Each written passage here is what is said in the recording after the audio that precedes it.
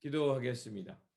좋으신 아버지 하나님, 오늘도 저희들에게 새날을 허락하여 주시고 또 주님의 말씀 가운데 이 하루를 출발할 수 있게 하시니 감사를 드립니다.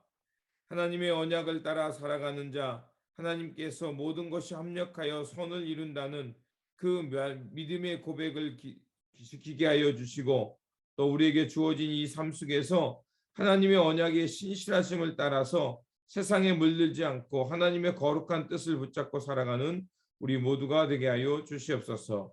우리 구주 예수 그리스도 이름으로 기도드립니다. 아멘. 오늘 우리에게 주신 말씀은 창세기 25장, 본문 읽기는 25장 27절에서 34절입니다. 그 아이들이 장성함에 에서는 익숙한 사냥꾼이었으므로 들 사람이 되었고 야곱은 조용한 사람이었으므로 장막에 거주하니 이삭은 에서가 사냥한 고기를 좋아하므로 그를 사랑하고 리브가는 야곱을 사랑하였더라. 야곱이 죽을 쑤었더니 에서가 들에서 돌아와서 심히 피곤하여 야곱에게 이르되 내가 피곤하니 그 붉은 것을 내가 먹게 하라 한지라. 그러므로 에서의 별명은 에돔이더라.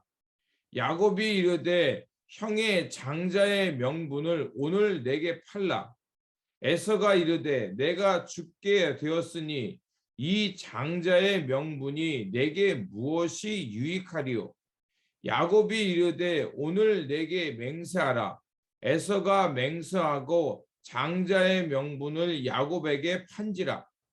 야곱이 떡과 팥죽을 에서에게 주매 에서가 먹으며 마시고 일어나 갔으니 에서가 장자의 명분을 가볍게 여김이었더라. 아멘. 오늘 본문 말씀은 이제 아브라함이 사라를 죽은 후에 후처인 그두라의 자손과 하가의 자손들을 나열하는 본문과 그리고 에서가 장자의 명분을 팥죽 한 그릇에 파는 이야기입니다.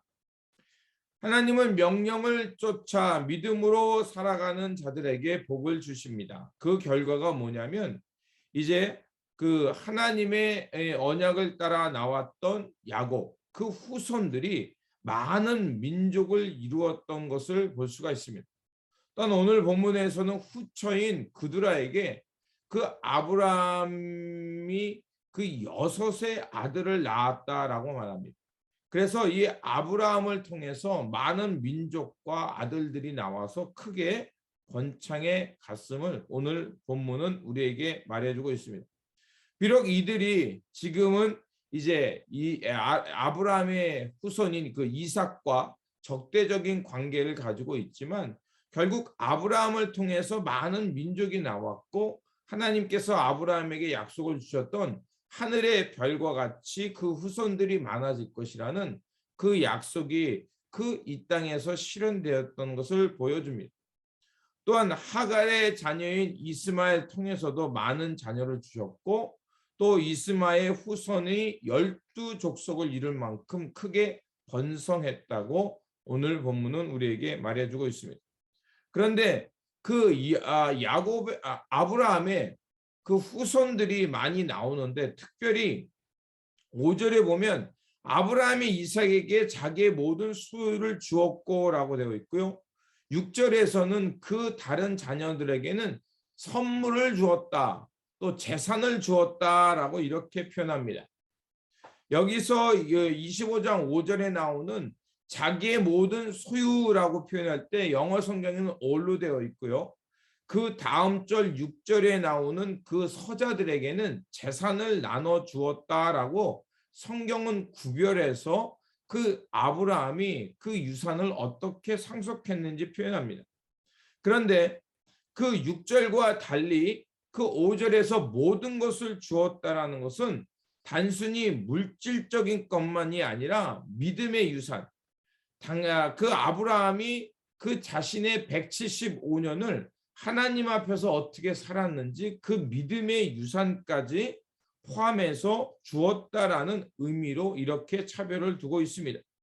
그래서 이것은 단순히 물질적인 것만이 아니라 믿음의 유산까지 그 이삭에게 특별하게 물려주었다라고 말하고 있습니다. 자녀들의 또한 본처와 또 후처가 이렇게 그 차별을 두는 것은 어떤 신분의 차이를 말하기보다는 그 이삭과 또 다른 후처에서 나온 자녀들, 그 자녀들이 무엇을 더 중하게 여기며 살았는가를 표현하는 것일 것입니다. 우리가 이 땅에서 살면서 또 자녀를 생산합니다. 또 자녀를 낳는데 자녀들에게 물려주어야 할 것은 단순히 재산만이 아니라 하나님을 경외하는 믿음도 또한 자녀들에게 물려주어야 할 것입니다. 그리고 아브라함이 이제 기운이 다하여 자기의 열조로 돌아갑니다. 기운이 다했다는 것은 그가 이 땅에서 하나님이 주시는 복을 온전히 누리고 또 하나님의 복 중에 거하다 이 땅의 삶을 마무리했음을 말하는 것입니다. 아브라함은 하나님과 평생토록 동행했습니다. 또한 그분의 뜻 안에 살려고 실수도 있었지만 항상 그 주님의 뜻 안에 살려고 노력하며 살던 사람이었습니다. 그리고 하나님께서 이제 이삭에게 태의 문을 여셔서 쌍둥이를 주십니다. 에서와 야곱입니다. 장남은 에서, 근데 전신이 온갖 붉은 털을 많이 갖고 태어났다라고 해서 에서 또 에돔이라는 별명을 갖게 되고요. 또 아우 야곱은 그 형의 발꿈치를 잡고 나오게 됩니다.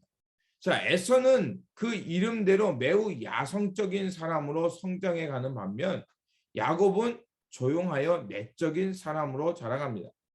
그런데 하루는 에서가 사냥을 갔다가 심히 공고하여 이제 배고파 죽게 되자 그때 야곱이 팥죽을 지은 것을 보고 급하게 자신에게 달라고 말합니다. 야곱은 이제 그 장자의 명분이 없었기 때문에 그것에 대한 욕심이 있었습니다. 그래서 그 장자의 명분을 이 장자의 명분을 자신에게 주면 이 팥죽과 떡을 주겠다라고 에서에게 제안을 하게 되죠.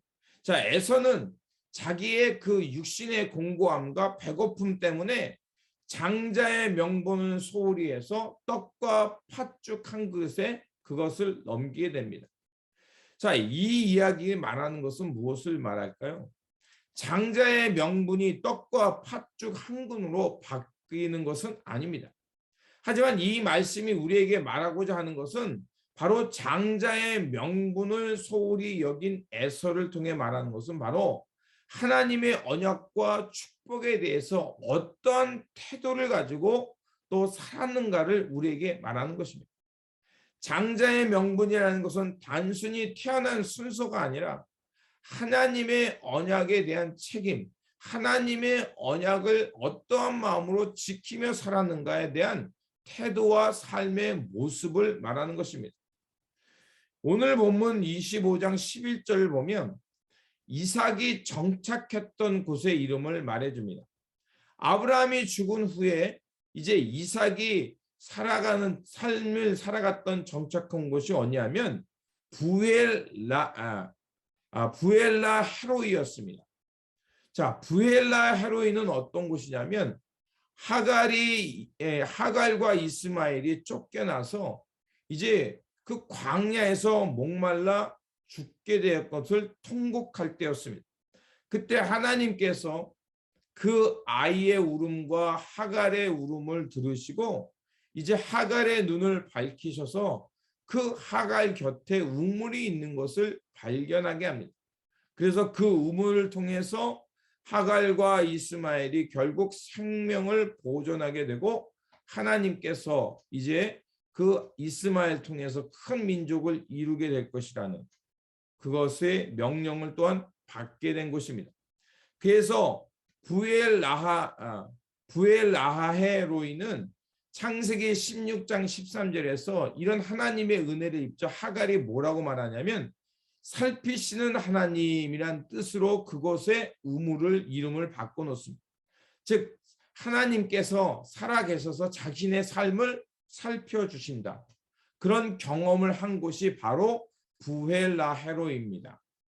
이삭은 자신이 이제 부모님이 이 땅에 더 이상 계시지 않기에 이제 이 땅에서 삶을 살아가는데 바로 그 정착해 살아갔던 삶의 자리가 부엘라헤로이란 얘기는 그가 얼마나 살아계신 하나님 또 그 하나님께서 자신을 돌볼 것이라는 것을 생각하며 살았는가를 우리에게 말해주고 있습니다.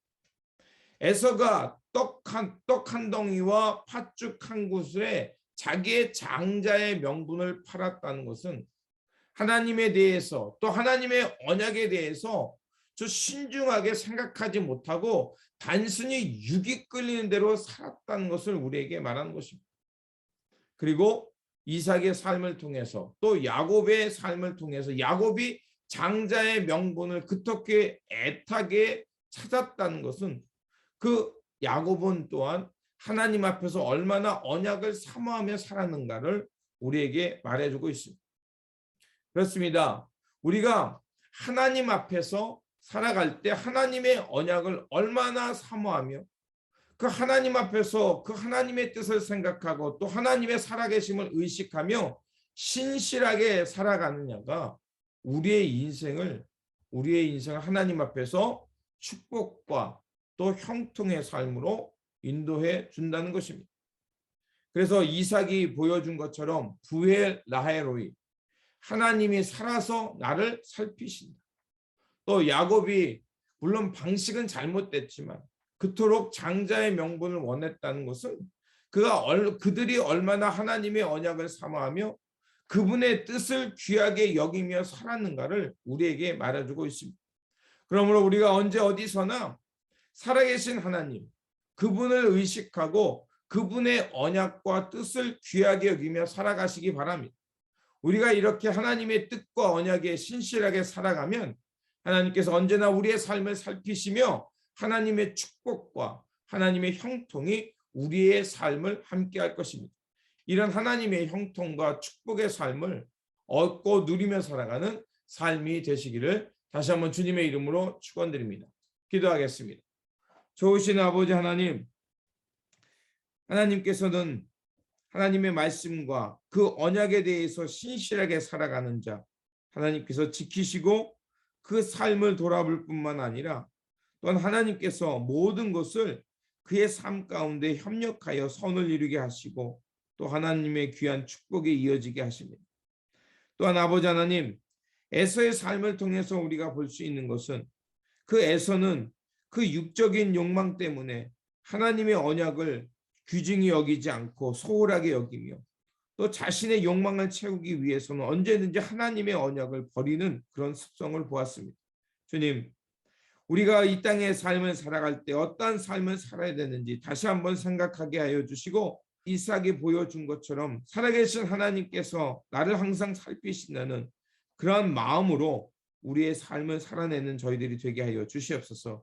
그래서 우리가 하나님의 살아계심을 인정하며 또 하나님의 언약을 귀하게 여김을 통해서 하나님의 축복하심과 형통함이 날마다 우리와 동행하는 삶, 또 하나님의 돌보심이 늘 함께하는 그런 삶의 자리가 되게 하여 주시옵소서.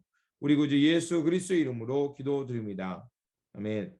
오늘 우리에게 주신 말씀 붙들고 살아가는 한 날이 되시길 바라며 우리의 삶이 살아계신 하나님을 의식하면서 하나님의 말씀과 또 그분의 뜻에 항상 신중한 태도로서 또 그것을 중히 여기면서 하나님의 축복과 형통의 삶을 누리며 살아가시기 바랍니다. 주님의 평안이 함께 하시기 바랍니다.